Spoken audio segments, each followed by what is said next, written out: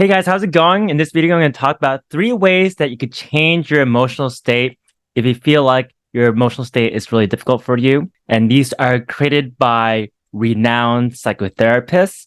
And these are techniques that I've used for myself when I had undergone depression in the past and bouts of anxiety as well as social anxiety. These are techniques that also work for my clients too. The first one I want to talk about here is called opposite action.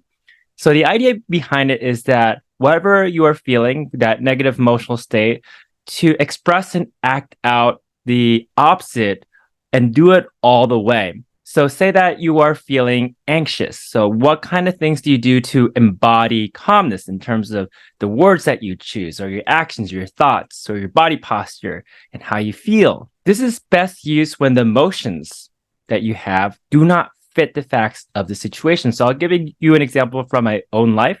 Something I've mentioned on my channel before was that I struggled with social anxiety growing up and into my adult life as well. And I had this perception when I entered into social situations that people were rejecting me. And as a result, my body posture tended to be closed off and I was bug-eyed as well because there's a lot of tension inside. So when I learned to embody the opposite, to open up my gestures more, to sit back when I'm talking, to relax my eyes, I noticed that I immediately become calmer as a result, especially when I embody that mindset of calmness as well, because I had that thought that people are rejecting me. When I get into that mindset of giving people the benefit of doubt and thinking that they had the best intentions, that really helped me a lot. So think about a feeling that you would like to change and see where that feeling is coming from. Where are you embodying it inside of yourself? Is it in your chest? You experience some tension over there.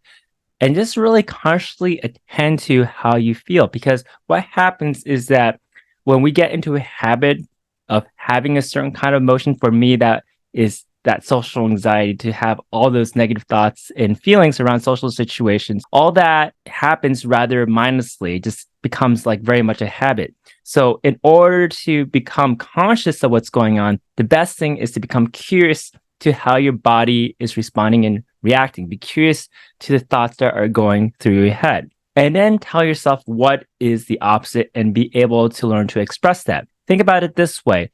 When you're an actor, if you want to really learn how to do a character well, you have to embody that character in every way. And you actually, in some ways, become that new character. So think about what you want to do regarding your own emotion, whether it's anxiety, fear, anger, or disgust, and do the opposite. So say yours is disgust.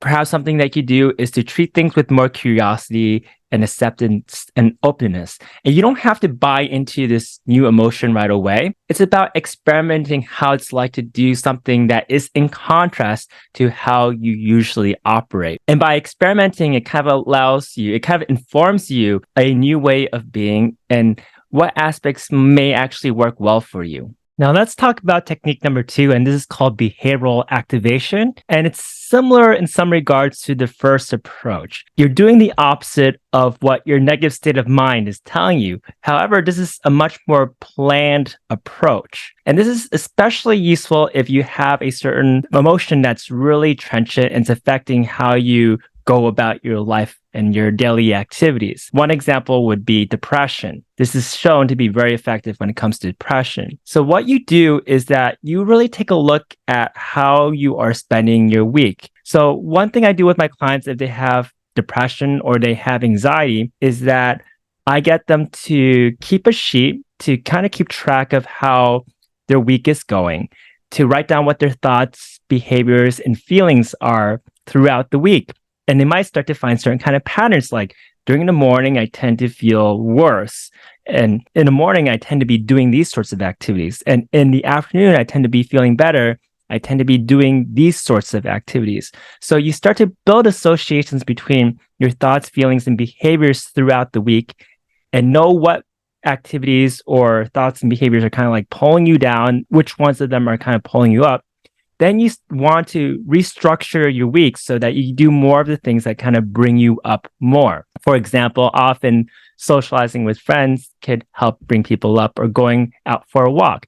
But I like to be able to start with smaller activities first, because it's good to start small and then work your way up. So say if someone's like really depressed and they find it hard to get out of bed and go take a walk. One thing that I get them to do is to sit up in bed instead. Start with a small step, and they already will have that experience of feeling better that way. And this activity is shown to be as effective as medication for depression. There was a great psychotherapist called Alfred Adler, and with depressed clients, he's told them, if you do these activities for next 2 weeks and you follow through on them, I guarantee you that you'll feel much better. One thing that I emphasize, especially with clients who are very hard on themselves and they feel like they always need to achieve things, is that it's important to keep a balance between mastery activities versus pleasurable activities. So these clients, they might feel like they have to fill up their whole entire time with activities that are all about trying to improve something. I have to keep learning language and doing it much, much better. I have to keep working on my goals. I have to, run faster over time. Something that's important to work on is pleasurable activities, things that you do for its own sake without any thought about how to improve it. Just something that you just really enjoy to do. For me personally, I have a tendency to gravitate towards mastery activities. I always feel like I have to improve in every aspect of my life. And what happens is that leads to exhaustion. And I personally became exhausted and burnt out all the time. So it was really helpful for me to have more balance in my own activities. So let's talk about the third approach. And this is called paradoxical intention. It has a really fancy name to it. And this was created by Viktor Frankl. And this technique is absolutely the opposite of the first two techniques that I've mentioned here. This time, you actually allow yourself to feel the feeling that you are resisting. So what Viktor Frankl noticed is that when people felt fear, they want to avoid that fear. So they end up feeling fear about having that fear, and that fear starts to compound upon itself. So paradoxical intention is something that typically works pretty well when it comes to anxiety, but also works with other emotions as well. I will give you an example of how I have used this in my own life. So I have a fear of heights, and I want to be able to challenge that fear.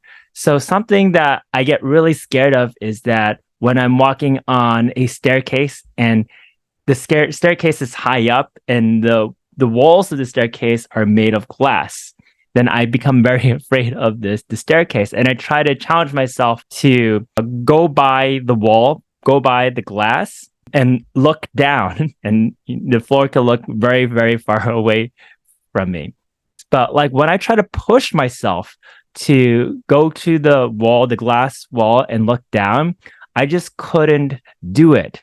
And I realized what's happening is that I'm resisting my own fear. I'm telling myself, you should not be afraid, and just go to that wall and just stand there. But I found out when I allow myself to have the feeling, to just allow that fear to enter and experience it, it actually made it much easier for me to approach that wall. So actually, when you cease resisting that feeling, it could actually be helpful for you. Other reasons why it's helpful for you is that it takes away the resistance. It takes away the expectation that that feeling needs to be gone. As a result, you're not fighting yourself all the time about how you should not be having this feeling. Another way this is helpful is that it allows you to kind of experience that feeling and realize that this is not something that you really want. So say that you feel excessive sadness or excessive anxiety. If you stop resisting and allow yourself to feel it, you could actually feel viscerally, actually, like, and you experience it with a sense of curiosity rather than